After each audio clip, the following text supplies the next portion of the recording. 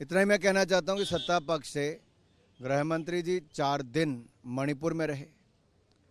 केंद्रीय गृह राज्य मंत्री वहां पे बार बार गए, वहां पर भी रहे लगातार, और जो कदम उठाने थे वो लगातार उठा रहे हैं शांति बनाने के लिए। विपक्ष अशांति फैलाने का काम ना करे, भय और भ्रम फैलाने का काम ना करे, चर्चा में भाग लें और सुनने का भी हिम्मत रखें ताकि उनको पूरी जानकारी मिले। मैं स्पष्ट करना चाहता हूं कि जब इनकी सरकारें थी कांग्रेस की, तब मणिपुर जब जलता था, तब 6-6 महीने मणिपुर बंद रहता था, हजारों लोगों की हत्याएं हुई। प्रधानमंत्री उस समय मौन रहे कांग्रेस की सरकार में, गृह मंत्री उस समय मौन रहे। उस समय तो बयान तक देने की ये काम नहीं करते थे, यहां तक कि केंद्रीय गृह राज्य मंत्री ने केवल एक बार बयान दिया है। हम चर्चा तो पहले दिन से चाह रहे हैं, आखिर विपक्ष क्यों नहीं आता? ये स्पष्ट तौर पर विपक्ष का चेहरा दिखता है कि इनके पास बताने के लिए कुछ नहीं, केवल भड़काने के लिए है। मैं अधीर रंजन चौधरी जी से पूछना चाहता हूं, किस राज्य के सांसद हैं?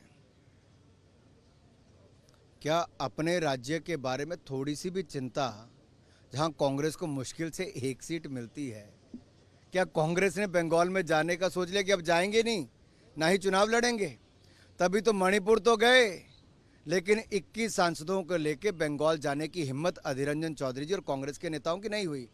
कम्युनिस्ट पार्टी और कांग्रेस वाले डरते हैं बंगाल में कदम रखने से, क्योंकि पता है बंगाल में क्या होता है। हिंसा भी होती है, हत्या भी होती है, अपराध की घटनाएं भी होती है।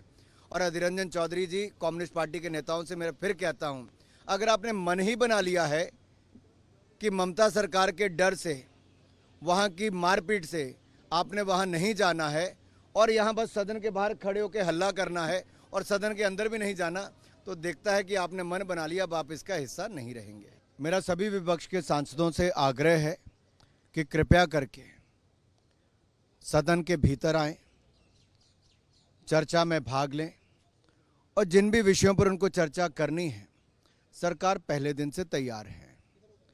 विपक्ष की ऐसी क्या मजबूरी है कि वो चर्चा से भागना चाहते हैं?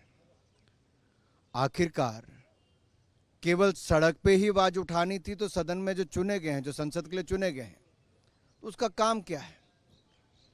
साल भर में जितने पार्लियामेंट के सत्र चलते हैं, विपक्ष कोई ना कोई बहाना ढूंढता है कि सदन में ना आए, चर्चा का भाग ना बने, और वो केवल भागने का काम करते हैं, चर्चा में भाग नहीं लेते।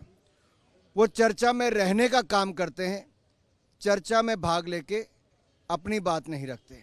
ये साफ दिखता है कि चुनावी वर्ष में केवल और केवल राजनीति करने का काम कर रहे हैं, जनता से जुड़े हुए मुद्दों को नहीं उठा रहे और सदन में अंदर आने के बजाय बाहर